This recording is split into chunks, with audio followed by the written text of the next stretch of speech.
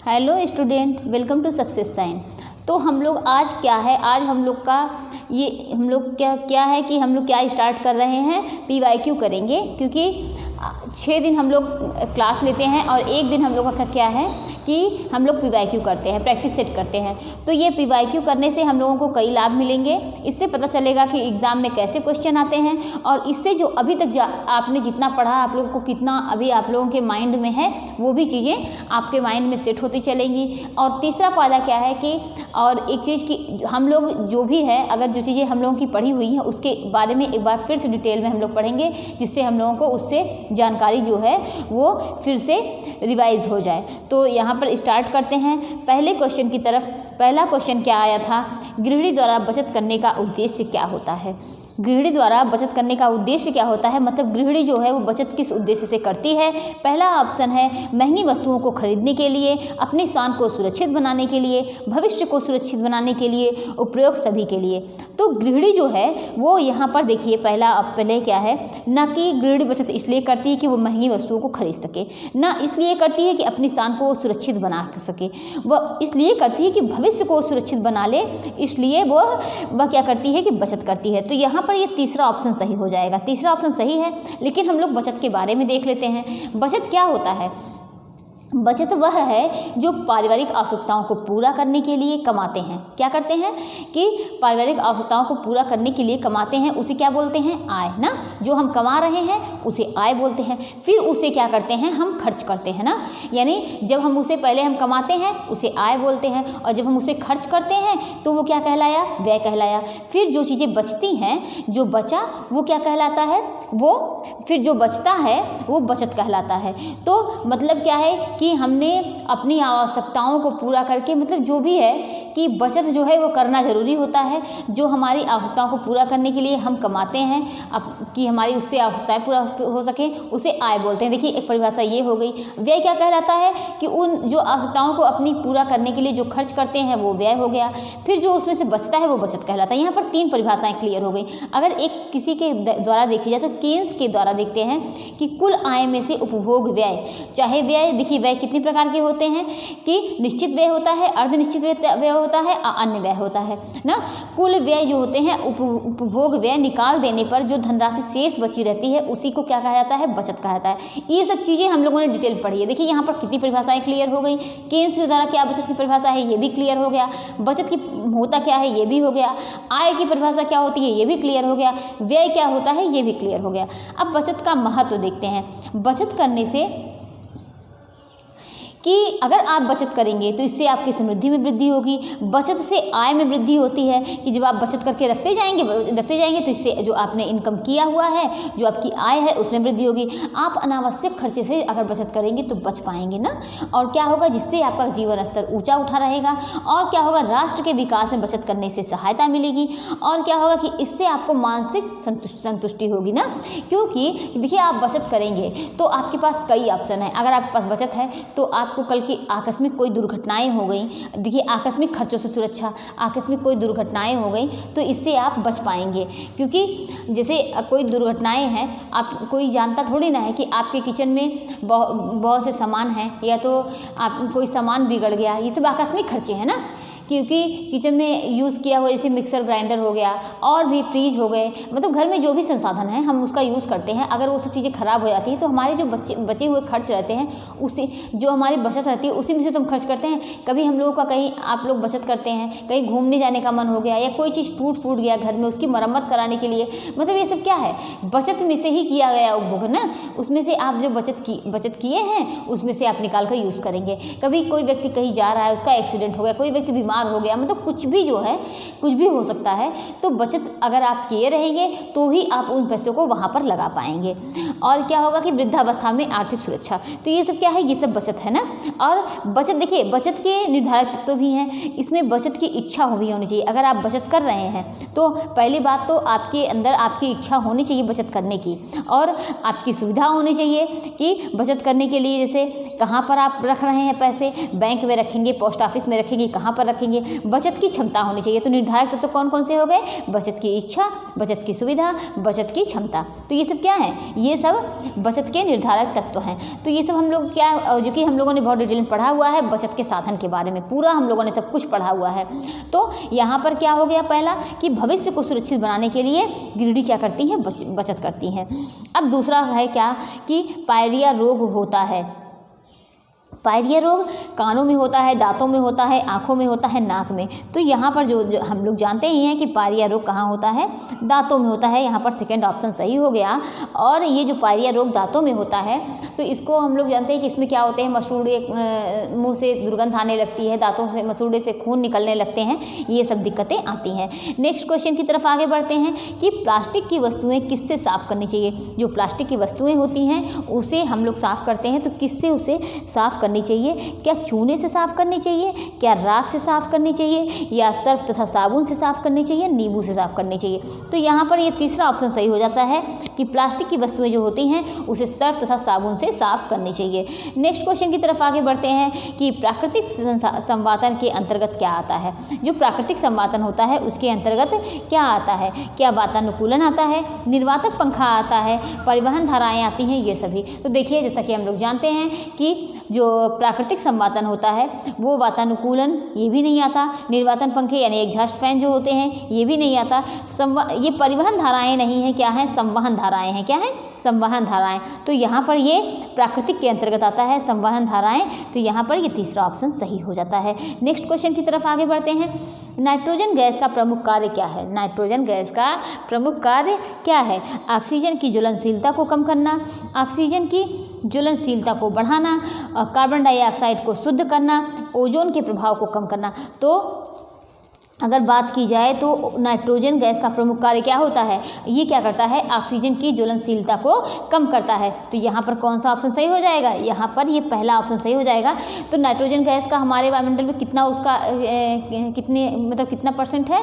ये 78% है। कितना? 78% हमारे वायुमंडल में है ना। और जो है कि अगर बात की जाए ऑक्सीजन की तो ऑक्सीजन कितना है? नाइट्रोजन का कितना है? 78 और ऑक्सीजन का 21% है। तो ऑक्सीजन का हमने क्या देखा? ऑक्सीजन 21% ना, 21%। और क्या? नाइट्रोजन जो है वो कितना? 78%। नाइट्रोजन कितना है? 78%। तो इतना है। अब आगे देखते हैं कि परिवार की कुशल अर्थव्यवस्था निम्न में से किस पर निर्भर करती है? जो परिवार की कुशल अर्थव्यवस्था है वो किस पर निर्भर करती है? क्या आवश्यक बचत पर निर्भर करती है? आवश्यकताओं के समन्वय पर निर्भर करती है? विवेकपूर्ण बचत पर निर्भर करती है? आवश्यक खर्चे में कटौती पर निर्भर करती है? तो किस पर निर्भर करती है? ये विवेकपूर्ण बचत पर निर्भर करती है। तीसरा ऑप्शन सही हो जाएगा कि विवेकपूर्ण तरीके से, अपनी बुद्धिमानी से किस तरीके से बचत की जाए, ये परिवार की आवश्यकता जो है उस पर निर्भर करती है। पर क्या होती है कि परिवार की कुशल अर्थव्यवस्था उसी पर निर्भर करती है कि विवेकपूर्ण तरीके से बचत किया जाए। घर का सारा कूड़ा करकट कहाँ जमा करना होना चाहिए? क्या हम घर का सारा कूड़ा करकट उठाकर कूड़ेदान में डालें, या रसोई घर के एक कोने में रख देना चाहिए, या घर के बाहर फेंक देना चाहिए, या इनमें से कोई नहीं? तो जितना घर का सारा कूड़ा करकट है उसे कहाँ रखना चाहिए? उसे जो है घर का सारा कूड़ा करकट उसे कूड़ेदान में डाल देना चाहिए। कहाँ? कूड़ेदान में। ये सब चीज़ें बहुत ईजी हैं ये क्वेश्चन, तो यहाँ से ये हम जानते हैं कूड़ेदान में डालना चाहिए। आधुनिक समय में पर्दों, कालीन, फर्श इत्यादि को साफ़ करने का सर्वोत्तम यंत्र है। किस चीज़ों से ये पर्दे, कालीन, फर्श ये सब चीज़ें साफ़ की जाती हैं? तो किससे साफ़ की जाती हैं? क्या झाड़ू से, ब्रश से, वैक्यूम क्लीनर से, झाड़न से? तो यहाँ पर देखिए ये तीसरा ऑप्शन सही हो जाएगा। ये सब किससे साफ़ की जाती हैं? वैक्यूम क्लीनर से ना, वैक्यूम क्लीनर यहाँ पर सही हो जाएगा। आगे बढ़ते हैं कि नेक्स्ट क्वेश्चन की तरफ। इसमें से क्या है? किस प्रकार के बर्तनों को साफ़ करने के लिए नींबू तथा नमक का प्रयोग होता है? कौन से बर्तन को साफ़ करने के लिए हम नींबू और नमक का, अभी देखिए प्लास्टिक के बर्तनों की बात हुई थी और यहाँ पर देखिए सफाई के लिए दो चीज़ें आ गई, दो क्वेश्चन आ गए ना। तो कौन से बर्तनों को साफ़ करने के लिए नींबू तथा नमक का यूज़ किया जाता है? तो इसका पहला ऑप्शन है चांदी, फिर दूसरा है तांबे की हरी जंग लगे, तीसरा है फर्नीचर, चौथा है पत्थर। तो कौन सा है कि यहाँ पर तांबे की के हरी जंग लगे। तो यहाँ पर जो तांबे पे हरी जंग लग जाती है उसको साफ़ करने के लिए यूज़ किया जाता है ना, किसका, नींबू और नमक का। आगे देखते हैं कि सूर्य की किरणों में निम्नलिखित में से कौन सा विटामिन प्राप्त होता है। तो क्या विटामिन के प्राप्त होता है, विटामिन ए प्राप्त होता है, विटामिन ई, विटामिन डी। तो कौन सा, सूर्य की किरणों से हमें क्या प्राप्त होता है, विटामिन डी ना, विटामिन डी जो है ये प्राप्त होता है। अब आगे देखते हैं नेक्स्ट क्वेश्चन की तरफ। कपड़ों को काटने वाला कीट कौन सा है, कपड़ों को काटने वाला कीट कौन सा है। अगर बात देखिए यहीं पर की जाए तो विटामिन डी जो है वो किसका दोस्त है, विटामिन डी अगर बात की जाए तो विटामिन डी किसका फ्रेंड है। यहाँ पर जो क्वेश्चन हमने देखा तो ये किसका है, विटामिन डी, कैल्शियम और फास्फोरस, ये तीनों आपस में बेस्ट फ्रेंड है कि अगर किसी एक की कमी होती है तो दूसरे के अवशोषण में बाधा पहुँचती है ना। तो विटामिन डी, कैल्शियम, फास्फोरस ये तीनों आपस में मित्र हैं। अब आगे देखते हैं कपड़ों को काटने वाला कीट कौन सा है। पहला ऑप्शन है क्लिप माथ, और दूसरा है कि सिल्वर फिश, और तीसरा है क्यूफेल्कस, और चौथा है इनमें से कोई नहीं। तो कौन सा ऑप्शन सही होगा, यहाँ पर क्या है, कपड़ों को काटने के लिए काटने वाला कीट कौन सा है, क्लिप माथ है, क्लिप मॉथ ना, पहला ऑप्शन यहाँ पर सही हो जाएगा। कौन सा ऑप्शन सही होगा, पहला। आगे बढ़ते हैं नेक्स्ट क्वेश्चन की तरफ। क्या है कि क्षार से निम्नलिखित में से किस कपड़े को क्षति नहीं पहुंचती है। क्षार से कौन से कपड़े ऐसे हैं जिसको क्षति नहीं पहुंचती है, क्या रेशमी को, सूती को। यहाँ पर देखिए दो ही ऑप्शन है, दो ऑप्शन कट गए हैं, लेकिन आपका इसी में से राइट है, क्या है कि सूती को, किसको, सूती को जो है वह छाड़ से उस पर सूती कपड़े पर क्षति नहीं पहुंचती है। तो सेकेंड ऑप्शन यहाँ पर सही हो जाएगा। आगे बढ़ते हैं नेक्स्ट क्वेश्चन की तरफ। निम्नलिखित में से कौन सी कठोर जल की एक विशेषता है। कठोर जल की विशेषता क्या है, क्या जल में झाग कम उठता है, भोजन सरलता से बनता है, पीने में स्वादिष्ट होता है, रंगहीन, गंधहीन तथा पारदर्शी होता है। तो निम्नलिखित में से कठोर जल की विशेषता क्या है, क्या जल में झाग कम उठता है, भोजन सरलता से बनता है, पीने में स्वादिष्ट होता है, रंगहीन, गंधहीन तथा पारदर्शी होता है। तो यहाँ पर ऑप्शन हो जाएगा कठोर जल की विशेषता, यानी कि जो जल में जो है झाग कम उठता है। तो यहाँ पर पहला ऑप्शन सही हो जाएगा, पहला ऑप्शन सही हो जाएगा। आगे बढ़ते हैं नेक्स्ट क्वेश्चन की तरफ। घर पर जल को शुद्ध करने की उत्तम विधि क्या है। घर पर जल को शुद्ध करने की उत्तम विधि क्या है। अगर घर पर जल को शुद्ध करेंगे तो उसके लिए हम क्या करेंगे, विरंजक चूर्ण या ब्लीचिंग पाउडर द्वारा उसको शुद्ध करेंगे, या क्वथन यानी उबाल लेंगे, उस तरीके से शुद्ध करेंगे, क्लोरीनीकरण करेंगे, या अवक्षेपण द्वारा करेंगे। तो यहाँ पर कौन सा ऑप्शन सही होगा, यहाँ पर ये होगा सही, उबाल कर। क्या करते हैं, जब घर पर जल को शुद्ध करना होगा तो सबसे आसान विधि है उबाल कर। क्या करते हैं कि जल को उबाल लेंगे, जिससे जल में जो होती हैं वह उसकी अशुद्धियाँ समाप्त हो जाएंगी। या और क्या होगा कि जल में कौन सी अशुद्धियाँ होती हैं। तो यहाँ पर पहला ऑप्शन है कि जीवाणुविक और विलयित, तैरने वाली, ये सभी। तो यहाँ पर कौन सा ऑप्शन सही होगा, यहाँ पर ये सभी सही हो जाएगा। कौन सा, चौथा ऑप्शन सही हो जाएगा। आगे बढ़ते हैं नेक्स्ट क्वेश्चन की तरफ। निम्नलिखित में से किस उपकरण द्वारा घर में सबसे ज़्यादा श्रम की बचत होती है। कौन सा उपकरण ऐसा है जिसके द्वारा घर में सबसे ज़्यादा श्रम की बचत की जा सकती है। क्या अलमारी का उपयोग करके हम श्रम की बचत कर सकते हैं, क्या गीजर का उपयोग करके कर सकते हैं। गीजर क्या करेगा, बहुत होगा पानी देगा, गर्म पानी ना, और क्या गीजर का उपयोग करके हम कर सकते हैं, या मिक्सर ग्राइंडर, वैक्यूम क्लीनर। तो देखिए सबसे ज़्यादा किचन में किस चीज़ का काम लगता है, मिक्सर ग्राइंडर का। तो यहाँ पर कौन सा ऑप्शन सही होगा, यहाँ पर ये तीसरा ऑप्शन सही हो जाएगा। आगे बढ़ते हैं। वसा में घुलित विटामिन है, वसा में घुलित विटामिन कौन सी है, क्या विटामिन ई है, विटामिन ए है, विटामिन बी है, विटामिन और क्या है, एक और दो दोनों है। तो अगर यहाँ पर वसा में घुलित विटामिन की बात करेंगे तो देखिए जो कि हम लोगों ने पढ़ा है, घुलित विटामिन जो होते हैं दो होते हैं ना, इसको दो भागों में बांटा गया है, एक जल में घुलते हैं, दूसरा कैस में घुलते हैं, वसा में घुलते हैं। अगर बात की जाए वसा में घुलित विटामिन की तो ए, डी, ई, के, तो ये किस में घुलते हैं, ये वसा में ना, वसा में घुलते हैं। और अगर जल में घुलने की बात की जाए तो बी, सी, ये किस में घुलते हैं, जल में। तो यहाँ पर क्या पूछा है कि वसा में घुलित विटामिन है ए, डी, ई, के ना, ADE। देखिए AE दोनों दिया है, यहाँ पर चौथा ऑप्शन सही हो जाएगा ना, पहला और दूसरा दोनों। आगे बढ़ते हैं कि सभी प्रकार की शर्करा का सरलतम रूप है।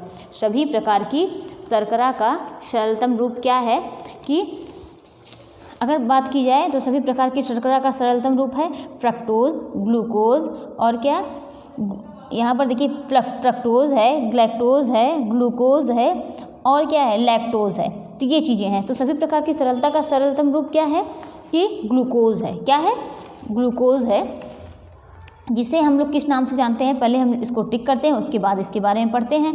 ये क्या है, ग्लूकोज जो है ये कार्बोहाइड्रेट की फॉर्म है। जैसा कि हम लोग जानते हैं कार्बोहाइड्रेट को 3 भागों में बांटा गया है, एक मोनोसेकेराइड, दूसरा एक मोनो डाइसेकेराइड, तीसरा है क्या, पॉलीसेकेराइड। 3 हो गए ना, मोनो डाई पॉली ना, 3 प्रकार के हो गए। अब मोनो को जो है हम लोगों ने ट्रिक लेके पढ़ा हुआ है कि मोना को देखकर गूगल मन फरकता है। तो मोना से मोनोसेकेराइड और ग से ग्लूकोज, फिर गूगल ग्लैक्टोज ना, और उसके बाद फिर फ्रक्टोज। तो ये 3 चीज़ें हम लोगों ने पढ़ी हुई हैं ना। तो मोना को देखकर गूगल मन फरकता है।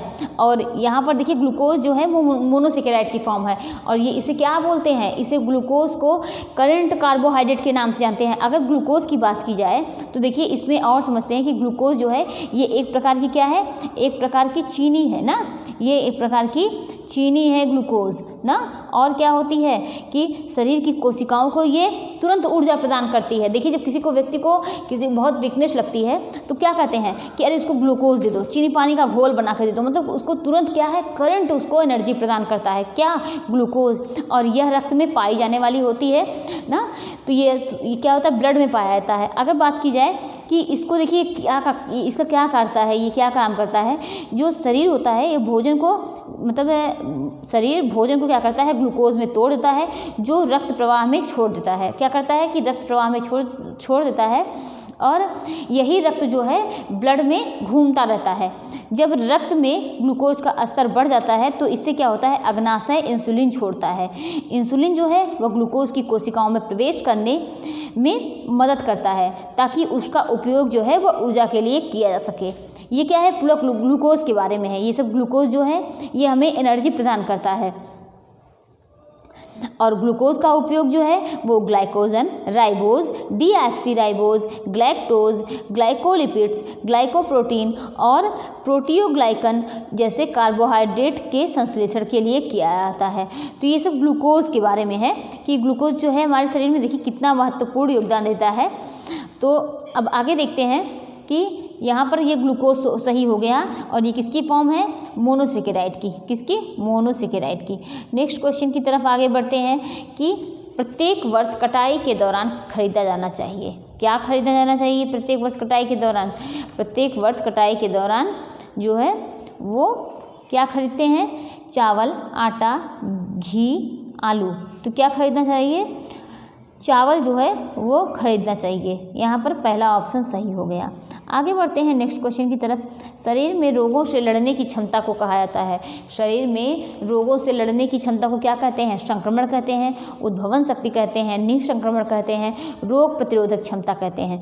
क्या बोलते हैं, रोग प्रतिरोधक क्षमता। तो क्या बोलते हैं, देखिए तो शरीर में रोगों से लड़ने के लिए, शरीर में रोगों से लड़ने के लिए क्या करते हैं कि संक्रमण बोलते हैं, कहा जाता है, या रोग प्रतिरोधक क्षमता। तो उसे क्या बोलेंगे, रोग प्रतिरोधक क्षमता के नाम से जानते हैं। तो यहाँ पर चौथा ऑप्शन सही हो गया। क्या, तो यहाँ पर देखिए ये चौथा ऑप्शन सही हो गया।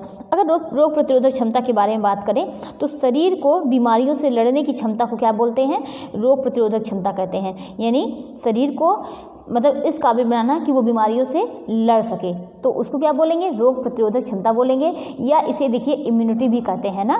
यह शरीर का क्या होता है, इम्यूनिटी एक प्रकार का, आप ये समझ लीजिए कि एक नेटवर्क है जिसमें विशेष कोशिकाएं ऊतक और अंग शामिल हैं। यह शरीर को बैक्टीरिया, वायरस, परजीवी और फंगस जैसे रोगाणुओं से बचाता है। रोग प्रतिरोधक क्षमता बढ़ाने के लिए अगर आप देखें तो इसके उपाय जो है वो बहुत प्रकार के होते हैं कि जिससे आपकी इम्यूनिटी पावर अगर देखिए बहुत मजबूत रहेगी, बहुत स्ट्रांग रहेगी।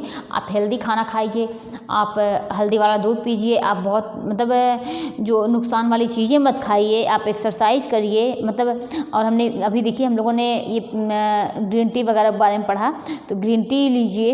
इसमें क्या होते हैं, एंटीऑक्सीडेंट होते हैं ना, जो हमारे शरीर को क्या करते हैं, स्वस्थ बनाते हैं। और ये क्या होता है कि इससे आपका शरीर जो है वो स्वस्थ रहेगा। तो ये सब क्या है, रोग प्रतिरोधक क्षमता के बारे में था। अब आगे बढ़ते हैं हम लोग नेक्स्ट क्वेश्चन की तरफ कि बच्चों में पाए जाने वाले भाषा संबंधी दोष क्या नहीं है।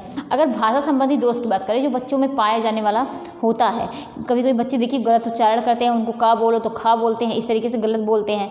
अस्पष्ट बोलते हैं, जैसे मतलब इतना अस्पष्ट बोलेंगे कि आप सुन नहीं पाएंगे, या तो ये सब क्या है, ये सब बच्चों में पाए जाने वाला भाषा संबंधी दोष ही तो है।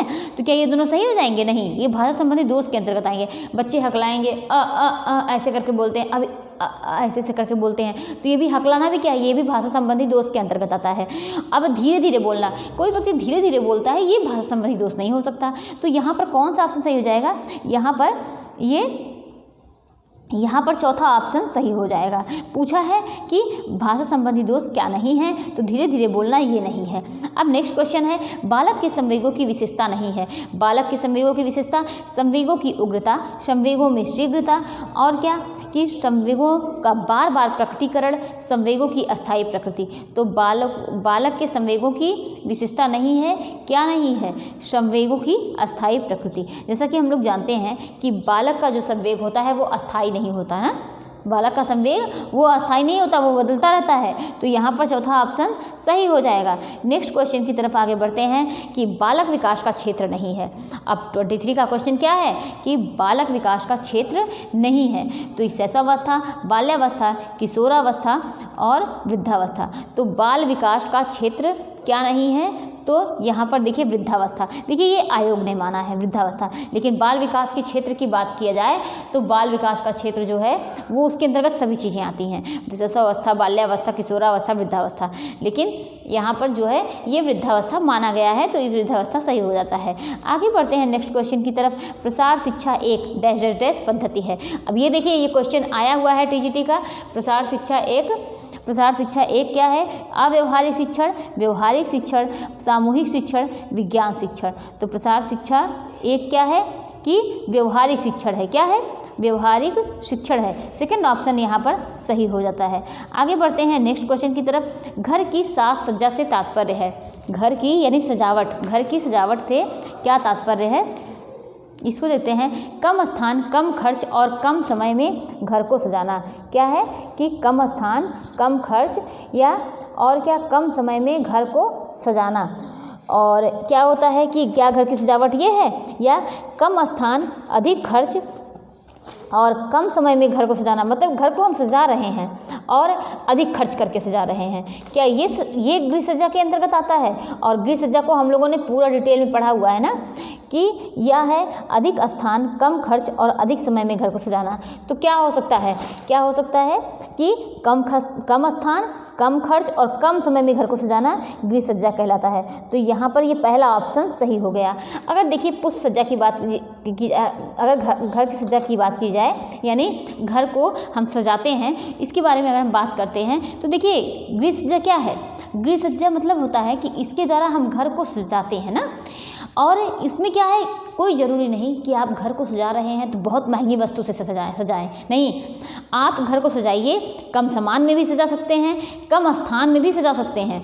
तो ये सब चीज़ें क्या है, गृह सज्जा के अंतर्गत आती है। और गृह सज्जा अगर बात की जाए तो ऐसी विधि है कि जिसमें क्या है, घर जो है वो सुंदर लगे, वह आकर्षण लगे, वह वस्तुओं की व्यवस्थित तरीके से वहाँ पर रखा हो। ये नहीं कि आप घर की सजावट कर रहे हैं और उसमें आप खूब ढेर सारा वहाँ पर मतलब फ़ोटो वगैरह सब ला के खूब ढेर सारा रूम रूम में लगा दे रहे हैं, और आपका बेड जो है वो सही तरीके से नहीं रखा हुआ है, जो चादर वगैरह है वो सब मोड़ा हुआ है, सोफ़े का कवर जो है वो सही तरीके से नहीं है, मतलब मेज़पोश आपने बिछाया हुआ है वो भी सही तरीके से नहीं लगाया हुआ है, तो जो वहाँ पर कहीं पर आपने बुक वगैरह रख दी है तो वो भी सही तरीके से, मतलब घर की सजावट के अंतर्गत ये सभी चीज़ें आती हैं। सिर्फ घर की सजावट का मतलब ये नहीं होता कि आप वहाँ पर फूल वगैरह या तो झालर से इन सब चीज़ों से सजा दें, नहीं, आप सारे सामान को व्यवस्थित तरीके से रखें, ये भी गृह सज्जा के अंतर्गत आता है। गृह सज्जा से ये क्या होता है, अगर आप गृह सज्जा की बात करें तो गृह सज्जा से काफ़ी हद तक व्यक्ति के व्यक्तित्व को समझा जा सकता है। जैसे कि आप ये मान लीजिए कि अभी आप किसी क्रिश्चियन के घर पे मतलब जाइए, किसी मुस्लिम के घर पे जाइए, किसी हिंदू के घर पे जाइए, मतलब आप काफ़ी हद तक उनको आप देख के समझ सकते हैं ना कि ये जो है ये इनका घर दिखने में तो ऐसा ही लग रहा है। अभी आप किसी घर में बहुत पूजा पाठ होती रहे, धार्मिक जो घर हो, आप वहाँ पर जाके देखिए तो आपको पता चल जाएगा कि ये जो है यहाँ देखिए कितनी अच्छे से साफ़ सफाई है, ऐसा लगता है कि यहाँ पर पूजा पाठ बहुत अच्छे से होती होगी। अगर आप पढ़ने वाला घर देखिए तो उस तरीके से मतलब काफ़ी हद तक व्यक्ति के व्यक्तित्व को घर की सजावट से समझा जा सकता है। तो ये क्या है, गृह सज्जा है ना। तो गृह सज्जा क्या है वो, अब देखिए अभी आप गृह सज्जा जो होती है वो अलग अलग मतलब फंक्शन पर अलग अलग तरीके से सजावट की जाती है। जैसे आप दीपावली की बात करें तो अभी देखिए दीपावली पर अलग तरीके की सजावट होगी ना, और होली पर अलग तरीके की सजावट होगी। और क्या होगा, अभी आप देखिए क्रिसमस का डेकोरेशन करेंगे तो आप अलग तरीके से करेंगे, दिवाली पर मतलब आप जैसा कि जानते ही हैं अलग तरीके से सजावट होगी। मतलब हर चीज़ों पर गृह सज्जा जो है, घर की सजावट जो है वो अलग अलग तरीके से की जाती है। और घर को अगर देखा जाए तो घर को हम इसलिए नहीं सजाते हैं कि हमारा घर सुंदर लगे, हम इसलिए सजाते हैं कि हमारे जो घर में कोई कमी या दोष हो उसको हम छिपा सके सजावट करके।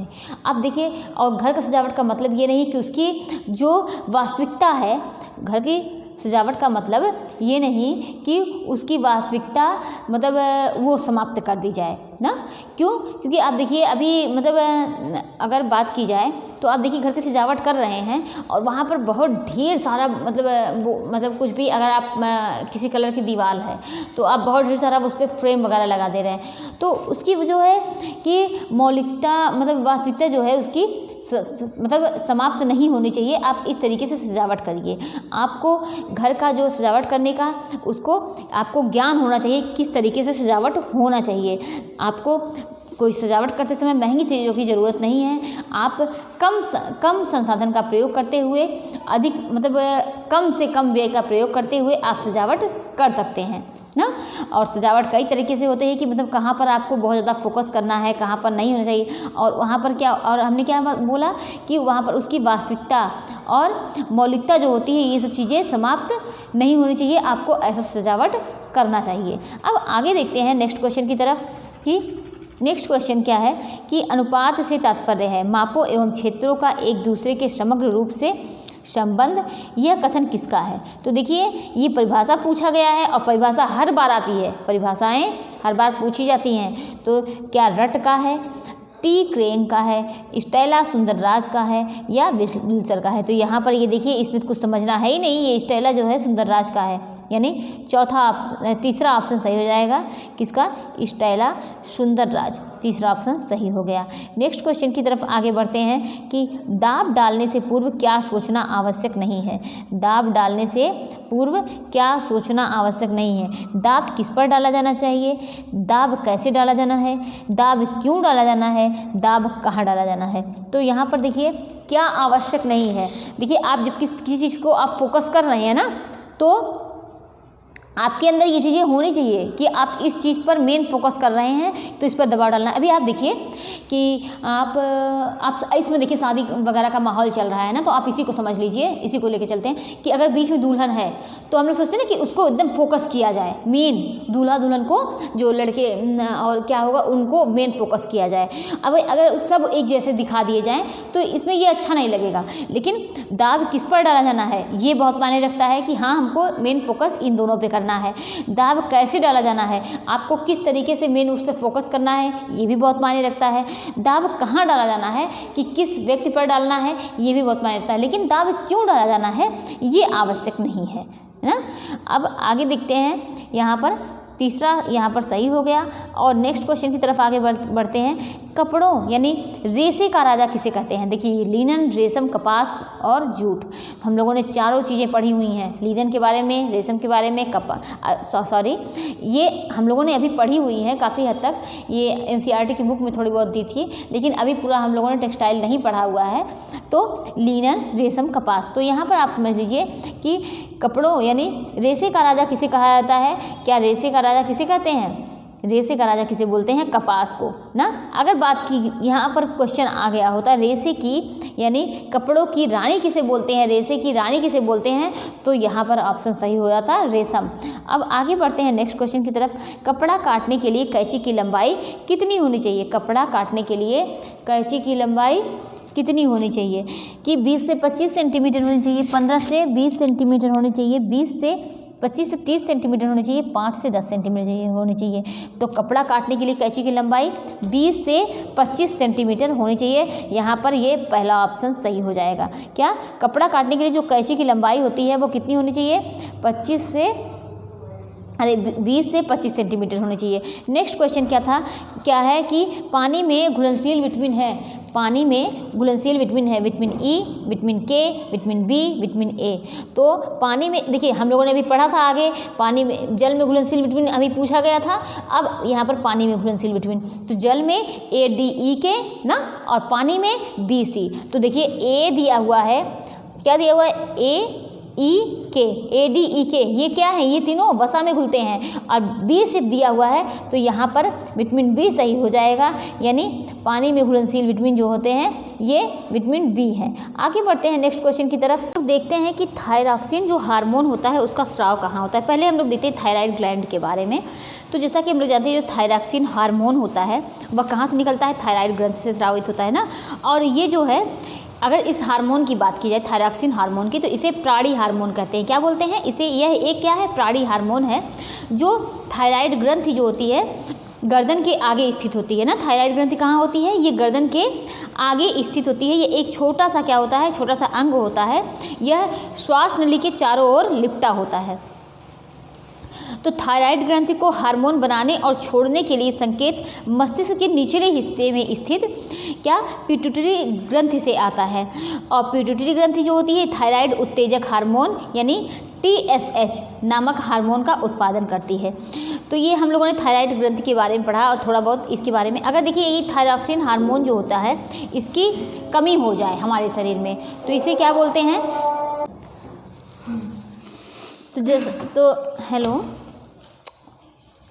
तो जैसा कि हम लोग जानते हैं कि अगर थायराइड जो ग्रंथि होती है जो इसका अगर इसके हार्मोन की हमारे शरीर में कमी हो जाए तो उसे क्या बोलते हैं कि हाइपोथायराइडिज्म बोलते हैं ना। अगर इस हार्मोन की कमी हो जाती है तो उसे हाइपोथायराइडिज्म बोलते हैं, और अगर इसकी अधिकता हो जाती है तो उसे हाइपरथायराइडिज्म बोलते हैं। देखिए यहाँ पर देखिए आप कुछ भी अगर इससे जुड़ा क्वेश्चन आता है हाइपर, तो हाइपो मतलब होता है कम और हाइपर मतलब होता है ज़्यादा। तो हाइपोथायराइडिज्म मतलब थायरॉक्सिन हार्मोन की कमी हो गई है, और हाइपरथायराइडिज्म मतलब जो थायरॉक्सिन जो हार्मोन है उसकी हमारे शरीर में अधिकता हो गई है। तो ये क्या है यहाँ पर जो पहला ऑप्शन सही हो जाता है। अब नेक्स्ट क्वेश्चन की तरफ आगे बढ़ते हैं कि संयुक्त राष्ट्र संघ की निम्नलिखित में से कौन सी संस्था बच्चों तथा माताओं को रोग से बचाने तथा उनका कल्याण करने के लिए बनाई गई है? क्या यूनिसेफ है, केयर है, रेड क्रॉस सोसाइटी है, ये सभी? तो इसमें मतलब संयुक्त राष्ट्र संघ में निम्नलिखित में से कौन सी संस्था ऐसी है जो बच्चों और माताओं को रोग से बचाने और उनका कल्याण करने के लिए बनाई गई है? तो यहाँ पर देखिए कौन सा ऑप्शन सही हो जाएगा? यहाँ पर यूनिसेफ है। अब चलिए यूनिसेफ के बारे में थोड़ा बहुत जान लेते हैं। यूनिसेफ क्या है? यूनिसेफ होता है यूनिसेफ जो है ये संयुक्त राष्ट्र बाल कोष यानी संयुक्त राष्ट्र की एक एजेंसी है जो दुनिया भर में क्या करती है? बच्चों की मदद करती है। यूनिसेफ जो होता है ये बच्चों के अधिकारों की रक्षा करने के लिए और यह सुनिश्चित करने के लिए काम करता है कि उनके जीवन में सबसे अच्छी मतलब शुरुआत की जा सके, इसके लिए यूनिसेफ होता है। देखिए यूनिसेफ का कार्य बहुत होता है। ये क्या करता है कि जो अगर यूनिसेफ के इतिहास की बात करें तो यूनिसेफ की स्थापना 1946 में द्वितीय विश्व युद्ध के से तबाह हुए देशों में बच्चों को आपातकालीन भोजन और स्वास्थ्य सेवा प्रदान करने के लिए की गई थी। किस लिए की गई थी? जब द्वितीय विश्व युद्ध हुआ था, कब 1946 में जब द्वितीय विश्व युद्ध हुआ था, तो जो देश जब उसमें युद्ध के दौरान जो देश तबाह हो गए थे, तो उस समय बच्चों को आपातकालीन, उसमें प्रेजेंट टाइम उसको उस समय बच्चों को आपातकालीन भोजन और स्वास्थ्य सेवा प्रदान करने के लिए ये शुरुआत की गई थी। 1950 में यूनिसेफ का कार्यक्षेत्र जो है वो विकासशील देशों में बच्चों और महिलाओं की सहायता के लिए बढ़ा दिया गया था। 1953 में यूनिसेफ संयुक्त राष्ट्र प्रणाली का एक अस्थायी हिस्सा बन गया था। यूनिसेफ की अगर फुल फॉर्म बात की जाए तो United Nations children's fund, United Nations children's fund इसका फुल फॉर्म है। देखिए फुल फॉर्म भी पूछा जा सकता है, तो इसीलिए सारी चीज़ें जो हैं वो समझनी जरूरी हैं। अब आगे बढ़ते हैं नेक्स्ट क्वेश्चन की तरफ। पर्यावरण प्रदूषण क्या है? पर्यावरण प्रदूषण की समस्या एक विकासशील देश की समस्या है, विकसित देश की समस्या है, भारत की समस्या है, संपूर्ण विश्व की समस्या है। तो बात की जाए पर्यावरण प्रदूषण की, तो जैसा कि हम लोग जानते हैं पर्यावरण प्रदूषण न कि सिर्फ भारत की समस्या है, न एक विकासशील देश की समस्या है, न ही एक विकसित देश की समस्या है। ये किसकी? ये पर्यावरण प्रदूषण जो है ये संपूर्ण विश्व की समस्या है। तो यहाँ पर चौथा ऑप्शन सही हो जाएगा। आगे बढ़ते हैं नेक्स्ट क्वेश्चन की तरफ। गर्भधारण करने का निश्चित पता चलता है। उल्टी होना, पेट का बढ़ना, मूत्र में हार्मोन का मिलना, रक्तचाप बढ़ना। तो गर्भधारण करने का देखिए सबसे इसमें सटीक क्या दिया है कि गर्भधारण करने का निश्चित पता कब चलता है? जब मूत्र में हार्मोन मिल जाता है ना। तो जो देखिए तभी तो टेस्ट किया जाता है, तो पता चलता है कि जिसे वो व्यक्ति क्या है, वो महिला प्रेग्नेंट है। अब आगे देखते हैं नेक्स्ट क्वेश्चन की तरफ कि प्रसव के बाद एक महिला को निम्नलिखित में से क्या करना चाहिए? जब प्रसव के बाद एक महिला को क्या करना चाहिए कि ठंडा पानी नहीं पीना चाहिए, ज़्यादा कार्य नहीं करना चाहिए, मालिश करवानी चाहिए, आराम करना चाहिए। तो प्रसव के बाद महिला को क्या करना चाहिए कि ठंडा पानी नहीं पीना चाहिए। तो यहाँ पर ये पहला ऑप्शन सही हो जाएगा। क्या हो जाएगा? पहला ऑप्शन यहाँ पर सही हो जाएगा। आगे बढ़ते हैं नेक्स्ट क्वेश्चन की तरफ। क्या दिया हुआ है कि नवजात शिशु का प्रथम आहार है। नवजात शिशु का प्रथम आहार है क्या? शहद है, जल है, माँ का दूध, गाय का दूध। तो ये तो सभी लोग जानते होंगे कि नवजात शिशु का प्रथम आहार की माँ का दूध है। जैसा कि हम लोग जानते हैं कि 6 मंथ तक यानी 6 मंथ तक सिर्फ और सिर्फ माँ का दूध ही बच्चों के लिए बेस्ट होता है और उसी पर बच्चों को रखना चाहिए ना, और अलग से ऊपर कोई भी आहार नहीं देना चाहिए। माँ के दूध की अगर बात की जाए तो देखिए माँ का दूध जो बच्चे के लिए वो बेहद फ़ायदेमंद होता है और इसे क्या बोलते हैं? इसे देखिए ब्रेस्ट मिल्क भी कह सकते हैं। माँ का दूध बच्चे के शारीरिक विकास के लिए, उसकी इम्यूनिटी बढ़ाने के लिए, इन सब में क्या करता है? इन सब में मदद करता है। माँ के दूध की बात करें तो ये बच्चों को बहुत तरीके की बीमारियों से बचाता है। इसमें मौजूद एंजाइम जो होते हैं वो बच्चों के पाचन को बेहतर बनाते हैं। माँ का दूध बच्चे के दिमाग को तेज करता है और ये बच्चों को मोटापा, अस्थमा, डायबिटीज़, एलर्जी इन सब बीमारियों से बचाता है ना, क्योंकि उसमें सभी प्रकार के पोषक तत्व होते हैं। माँ के दूध में विटामिन ए, विटामिन डी, ई, के, सी, B6 मतलब सभी विटामिन पर्याप्त मात्रा में होते हैं। तो माँ का दूध जो है वो बहुत ही फ़ायदेमंद होता है। माँ का अगर पहले दूध की बात करें, जो माँ का पहला दूध होता है जिसे क्या बोलते हैं? यहाँ से देखिए कई क्वेश्चन बन सकते हैं। माँ का पहला दूध क्या कहलाता है? माँ का पहला दूध उसे क्या बोलते हैं? कोलेस्ट्रम बोलते हैं। अगर देखिए ये पहला क्वेश्चन हो गया। अगर बात की जाए कोलेस्ट्रम जो होता है वह गाढ़ा, चिपचिपा और पीले रंग का होता है। कैसा होता है? और ये देखिए ये बहुत ही फ़ायदेमंद होता है क्योंकि जैसे ही बेबी होता है तुरंत माँ का दूध उसे देना चाहिए, क्योंकि जो कोलेस्ट्रम होता है वो बच्चे के लिए बहुत फ़ायदेमंद होता है उसके स्वास्थ्य के हिसाब से। बच्चे क्या करता है? यह बच्चे की इम्यूनिटी को बढ़ाता है ना, उसकी इम्यूनिटी पावर को बहुत ही स्ट्रॉन्ग करता है। यह बच्चे के पहले मल, अब देखिए बच्चे का पहले मल की बात करें, जब बच्चा पहली बार मल करता है तो उसे क्या बोलते हैं? उसे मेकोनियम बोलते हैं। क्या बोलते हैं? मेकोनियम बोलते हैं ना, उसे मेकोनियम कहते हैं। तो उसे पार करने में क्या करता है? उसे पार करने में मदद करता है। और अगर बात की जाए तो जो कोलेस्ट्रम होता है ये हमने क्या देखा कि ये गाढ़ा चिपचिपा पीले रंग का होता है। ये धीरे धीरे प्रसव के बाद कुछ हफ्तों में परिपक्व दूध में बदल जाता है। मतलब ये जैसा कि हम लोग जानते हैं कि ये जो कोलेस्ट्रम होता है ये धीरे धीरे देखिए पहले पीले रंग का रहेगा, फिर धीरे धीरे वाइट हो जाएगा, परिपक्व दूध में ये बदल जाता है। इसमें देखिए वसा की मात्रा बहुत कम होती है और कार्बोहाइड्रेट, प्रोटीन और एंटीबॉडी की मात्रा अधिक होती है। तो ये सब क्या है, ये सब माँ के दूध के बारे में है। अब बात करते हैं कि बाल मृत्यु का कारण क्या है। बाल मृत्यु का कारण क्या है? अधिक संतानें हैं, पोषण में कमी है, गर्भावस्था में असावधानी, ये सभी। तो बाल मृत्यु का कारण क्या अधिक संतानों से होता है, पोषण में कमी की वजह से होता है, गर्भावस्था में असावधानी, ये सभी। तो यहाँ पर ये चौथा ऑप्शन सही हो जाएगा। क्या है? चौथा ऑप्शन यहाँ पर सही हो जाएगा। यानी ये सभी रीज़न हैं बाल मृत्यु के कारण के। परिवार नियोजन से लाभ है, रोजगार में वृद्धि, निर्धनता में कमी, जीवन स्तर में सुधार, ये सभी। तो यहाँ पर परिवार नियोजन से लाभ यानी चौथा ऑप्शन यहाँ पर सही हो जाएगा। बढ़ते हैं नेक्स्ट क्वेश्चन की तरफ। आवश्यकता की पूर्ति के लिए डैश डैश आवश्यक है। आवश्यकता की पूर्ति के लिए संसाधन, योग्यता, भोजन और ये सभी। तो कौन से आवश्यकता की पूर्ति के लिए क्या आवश्यक है? आवश्यकता की पूर्ति के लिए संसाधन आवश्यक है। यहाँ पर पहला ऑप्शन सही हो जाएगा। अब बढ़ते हैं नेक्स्ट क्वेश्चन की तरफ। नेक्स्ट क्वेश्चन क्या है कि प्रोटीन का पाचन होने के पश्चात वह परिवर्तित हो जाता है।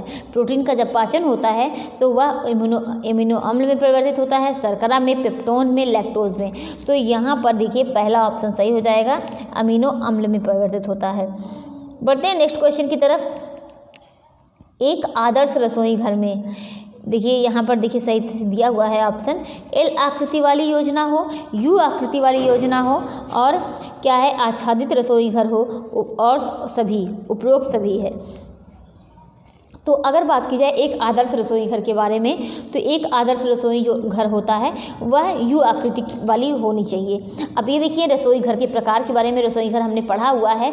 तो रसोई घर देखिए दो प्रकार के होते हैं। एक परंपरागत रसोई घर होता है जिसे हम क्या बोलते हैं, देसी रसोई घर बोलते हैं ना, और दूसरा क्या होता है पाश्चात्य यानी विदेशी रसोई घर, तो जिसे क्या बोलते हैं विदेशी रसोई घर। तो दो हो गए, एक परंपरागत, पाश्चात्य, और क्या होता है परंपरागत को देसी और पाश्चात्य को विदेशी। अब बात करते हैं परंपरागत में। इसमें क्या होता है सब कार्य क्या करते हैं, जो भी किचन का काम होता है सब कुछ क्या करते हैं उसमें बैठ कर किया जाता है। इसमें कम समय कम शक्ति नहीं लगती है ना, इसमें समय शक्ति ये सब क्या है, ऐसा नहीं है कि कम लगेगा, सब कुछ जो है वो ज़्यादा भी लग सकता है। वर्तमान में इसका प्रचलन बहुत कम हो गया है, बहुत ही कम आप देखेंगे वर्तमान में इसका प्रचलन है। लेकिन बात करें पाश्चात्य की तो ये सुविधाजनक हो गया है और सभी को ये पसंद आने लगा है, लोकप्रिय। ये कम जगह में भी बन सकता है ना। उसमें क्या करते हैं बैठ के नीचे खाना बनाते हैं, उसमें ज़्यादा स्पेस की जगह पड़ती है, ज़रूरत पड़ती है। और उसमें क्या ये पाश्चात्य में इसमें खड़े होकर खाना बनाया जाता है, तो इसमें ज़्यादा स्पेस की ज़रूरत नहीं पड़ती है। ये कम में बन सकता है, कम समय कम शक्ति में कार्य पूर्ण हो सकते हैं। ये जो पाश्चात्य रसोई घर होते हैं देखिए इसी में से पूछा गया है ना, क्या एक आदर्श रसोई घर। तो पाश्चात्य जो रसोई घर होते हैं ये कई प्रकार के होते हैं। ये एक दीवार वाला रसोई घर होता है, द्विदीवार वाला, यू आकार का, एल आकार का, द्वीप रसोई घर, प्रायद्वीप, और भी कई प्रकार के हम लोगों ने पढ़े हैं। तो बात यहाँ पर क्या पूछी जा रही है, यू आकार का रसोई घर। तो जो यू आकार का रसोई घर होता है तो देखिए यहाँ पर यू आकार का, ये 1, 2 या 2 या 3, तो ये इसे 3 दीवार वाला रसोई घर भी कहते हैं। यू आकार के रसोई घर को 3 दीवार वाली रसोई घर कहते हैं और इसी को आदर्श रसोई घर भी कहते हैं। इसे और किस नाम से जाना जाता है, इसे हॉर्स शू किचन के नाम से भी जाना जाता है। इसमें क्या होता है कम समय में ज़्यादा से ज़्यादा कार्यों को कर सकते हैं, जगह जो है वो ज़्यादा लगती है। सर्वाधिक जो है सफल किचन इसे माना जाता है क्योंकि समय श्रम को इसमें बचाया जा सकता है। अगर देखिए मुंडेल ने इसको क्या कहा है, इस किचन को मुंडेल ने सबसे अच्छा बताया है। सबसे अच्छा किसको बताया है मुंडेल ने, यू शेप के रसोई घर को सबसे अच्छा बताया है ना। अगर पूछ लिया जाए कि आदर्श किचन किसने कहा है, यू आकार के रसोई घर को आदर्श किचन किसने कहा है, तो किसने कहा है, एगल तथा क्रेज ने। किसने, एगल तथा क्रेज ने क्या बताया है, एगल तथा क्रेज ने क्या बताया है कि यू आकार का रसोई घर को आदर्श किचन कहा है। अब देखिए बात कर ली जाए यहाँ पर एल आकार वाली, तो इसे ये क्या है, ये भी लोकप्रिय है, लेकिन ये कम जगह में बनने वाला किचन है, उससे यू आकार से तो कम ही लगेगा जगह यहाँ पर।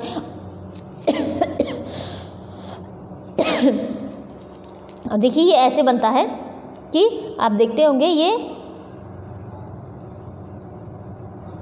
तो ये एल आकार की रसोई घर होती है, और इसे द्विदीवार वाला यानी 2 दीवार वाला रसोई घर भी कहते हैं ना।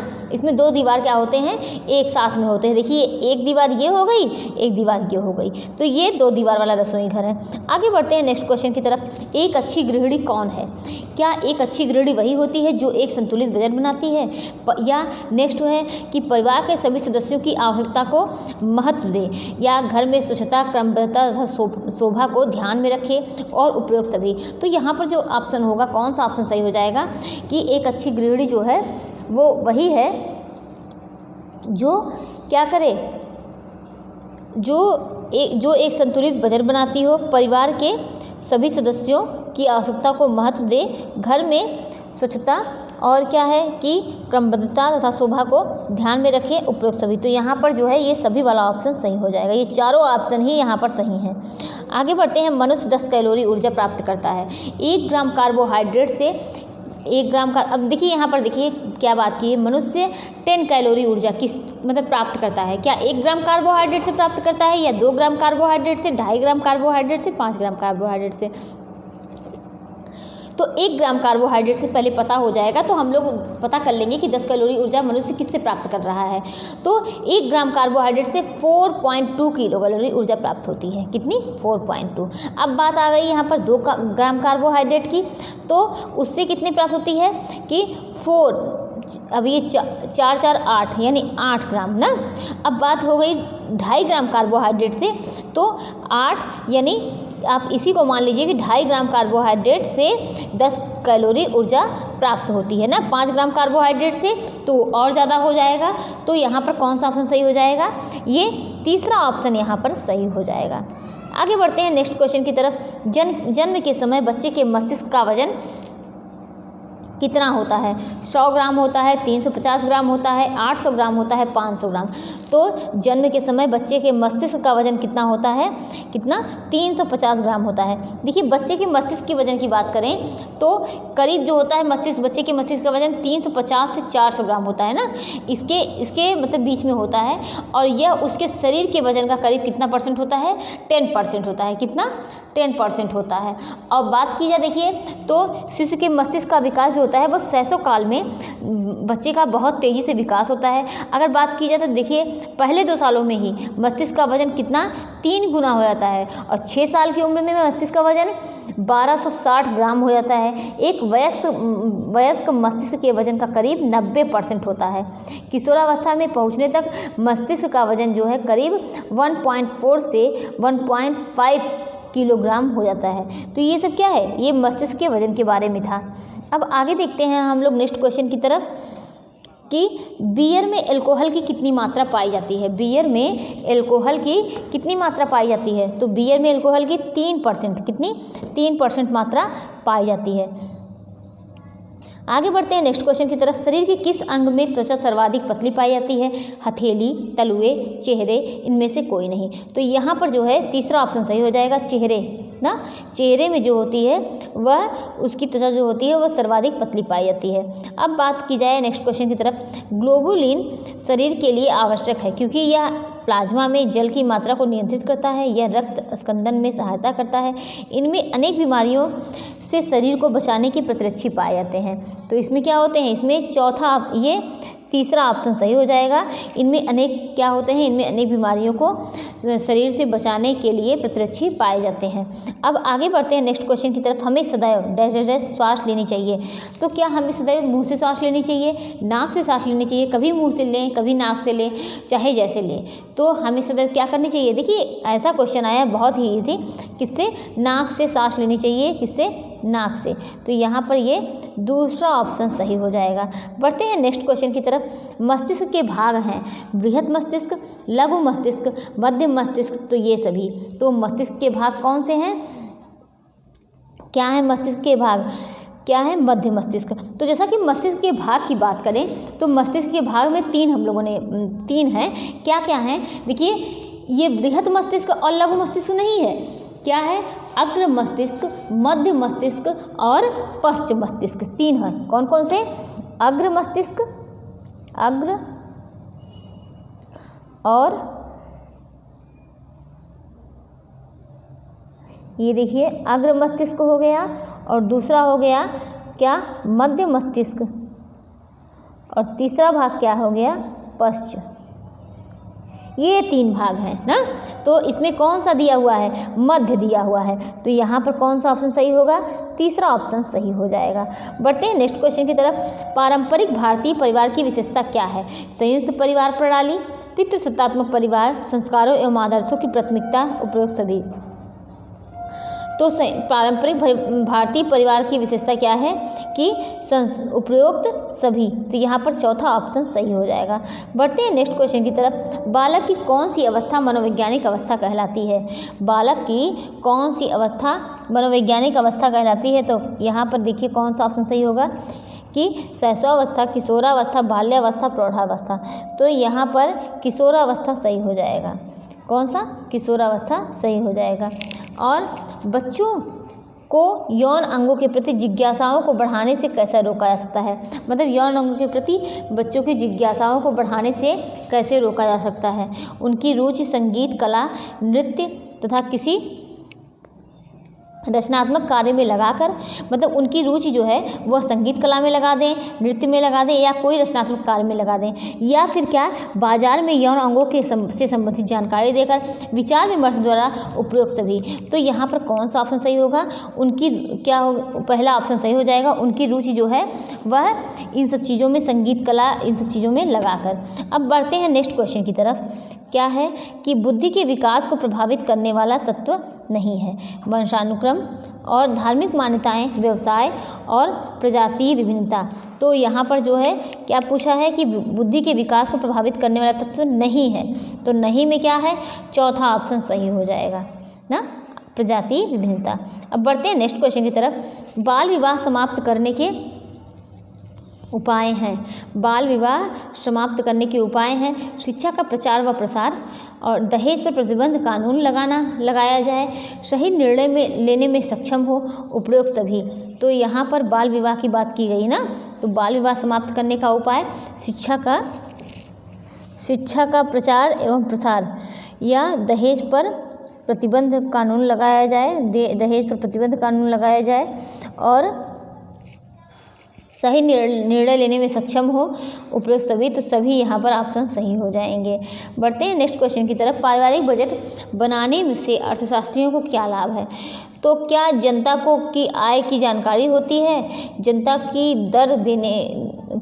कर देने की क्षमता की जानकारी होती है, सरकार को प्रत्यक्ष अथवा अप्रत्यक्ष कर लगाने के संबंध में जानकारी होती हो, उपयोग सभी। तो कौन सा ऑप्शन सही होगा, यहाँ पर ऑप्शन सही हो जाएगा कि 56 का सरकार को प्रत्यक्ष अथवा अप्रत्यक्ष कर लगाने के संबंध में जानकारी दी जाती है। यहाँ पर तीसरा ऑप्शन सही हो गया।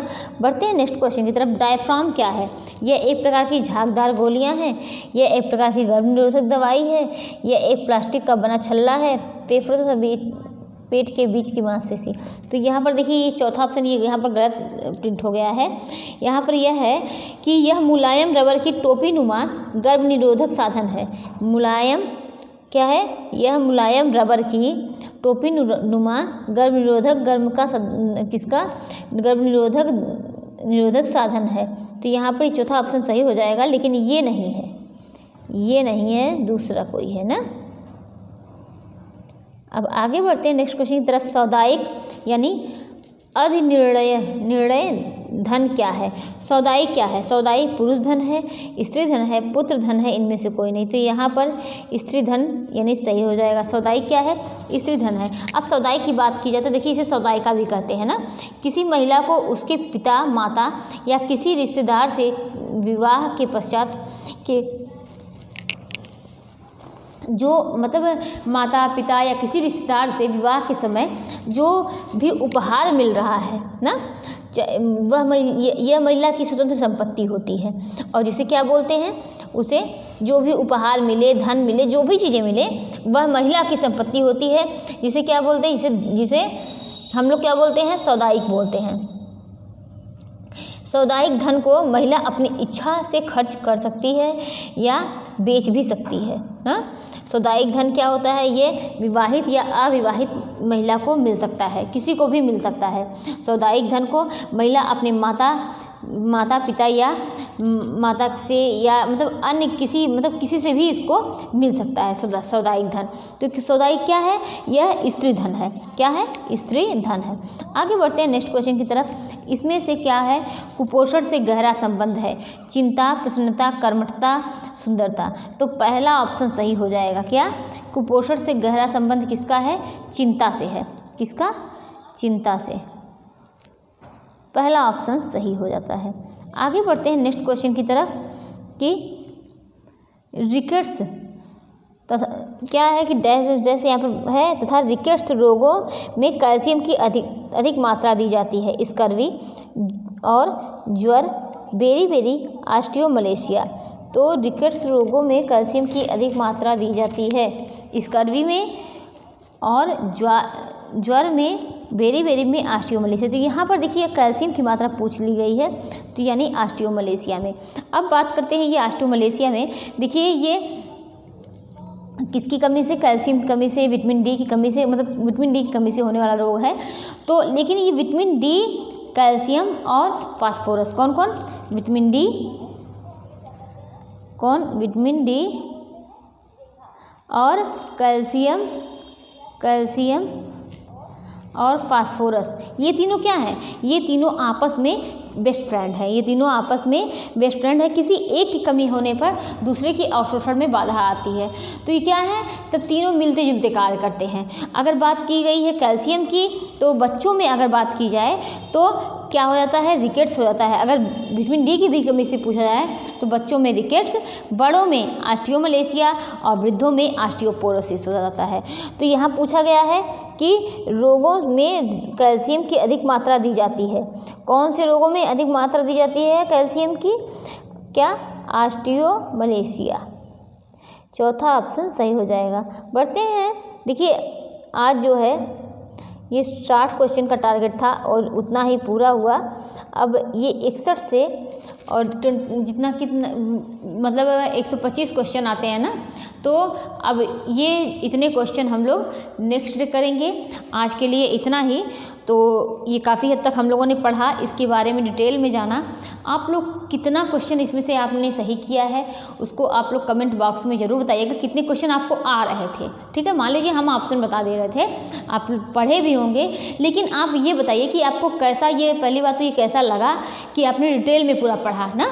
इससे आप लोगों को कई जानकारियाँ भी मिल गई ना, जैसे कि थायराइड ग्लैंड के बारे में, सौदाइक धन के बारे में, जो कि सब सारी चीज़ें पढ़ी हुई, कितनी चीज़ें यहाँ पढ़ी हुई चीज़ें आई हुई हैं। आप लोग ज़रूर से ज़रूर बताइएगा कि कैसा आप लोगों को लगा, और इसके लिए आप लोग कमेंट करिएगा कि तो आगे भी हम आपको, जब आप लोग कमेंट करेंगे तो उसी हिसाब से हम आगे नेक्स्ट आप लोगों को जो और भी क्वेश्चन बचे हैं वो करा दिया जाएगा। तो आज के लिए इतना ही, मिलते हैं कल। Thank you.